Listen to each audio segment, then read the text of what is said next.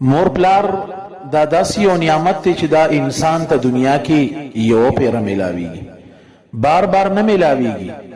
که تاسو د مور پلار قدر احترام اونکو، داغوی عزت مو اونکو، دغه معاشره کې به سبا تاسو ګورې بدنام یې.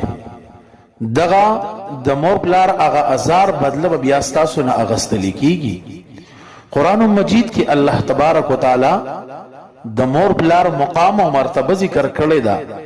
وقضى ربك الا تعبدوا الا اياه وبالوالدين احسانا. الله تبارک وتعالی د خپل ځان سره د والدینو ذکر کړی دی چې د مور پلار سره به ګوره احسان، نیکی، ښېګړه چې دی دا کوي.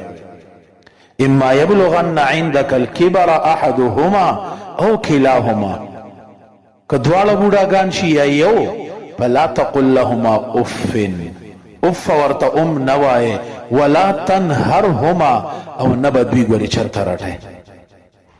نو د مور پلار ډېر زیات قدر احترام او د هغوی مقام الله تبارک وتعالی قرآن کې ښودلی دی. احادیث مبارکو کې ډېر زیات فضائل وعیدات د والدینو باره کې راغلي دي. لہذا چې د مور پلار قدر احترام نن معاشره کې مونږ ته په خپل پلار باندې، په خپل مور باندې ځان بد ښکاري. لہذا دا زما هغه مور پلار دی چې زما ستا سره خپله نوڼۍ نیمه کړې ده، زما ستا دپاره شپې رونې کړي دي، زما ستا دپاره په خپله باندې یخ ځای ته شوې ده، د میچازو ځای ته شوې ده. ما ته یې په ګرم ځای باندې چې دی هغه سملولی یو، ما ته یې لوږې له نه یو ورکړی، ما ته یې تندې له نه یو ورکړی، ما ته یې سختۍ له نه یو ورکړی. نن مونږ په هغې مور پلار باندې چې دی هغه شرمیږو، نن مونږ د هغې مور پلار په خدمت باندې چې دی هغه شرمیږو.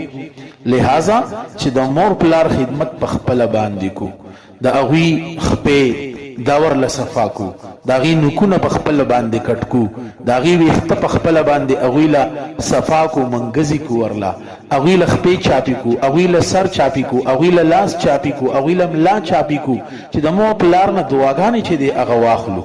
ځکه دا داسې یو لوی نعمت دی، دا انسان ته بار بار نه میلاویږي. د چا نه چې مور پلار اغستلی شوي دي، د چا چې مور پلار نشته، د هغې خلکو نه تاسو تپوس وکړئ چې دا څومره لوی نعمت دی. یو حدیث کې راځي نبی کریم صلی الله علیه وسلم فرمایي چې د چا مور پلار وفات شوي وي او دا انسان کال کې هر جمعه باندې د خپل مور پلار قبر لسی، د هغوی د قبر زیارت کی، د هغوی مقبرې ته چې دی هغه ځي، هلته ناست ته چې دی هغه کی. نو حدیث شریف کې نبی کریم صلی الله علیه وسلم فرمایي د دې انسان بخشش او مغفرت چې دی هغه وشو. نو ګوره هغه مور پلار چې ژوندي نو هم د خپل بچي دپاره برکات دي، او که مړه شي او دا بچي یې لاړ شي مقبرې ته، نو الله د دې بچي بخشش او مغفرت چې دی هغه کوي. نو څومره لوی نعمت چې د دنیا په سر باندې مور پلار. لہذا زما تاسو ټولو ته چې دی دا عرض دی، خپل والدین رضا کې، خپل والدین خوشحاله کې.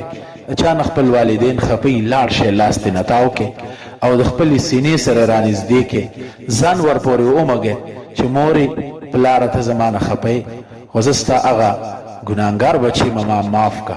یو داسې زړه دی چې هغه د مور پلار زړه دی چې هغه نرم دی د خپل بچي دپاره، هغوی ډایرکټ چې د خپل الواد خپل بچي چې دی هغه معاف کړي. چرته هم د خپل مور پلار نافرمانه روغ نشي. په معاشره کې داسې کردار ادا کې معاشره کې چې خلک تاسو ته وزیریږي، چې خلک تاسو ته وپسخیږي چې دا د مور پلار څومره قدر کوونکی دی، د مور پلار سره څومره محبت او مینه ساتونکی انسان.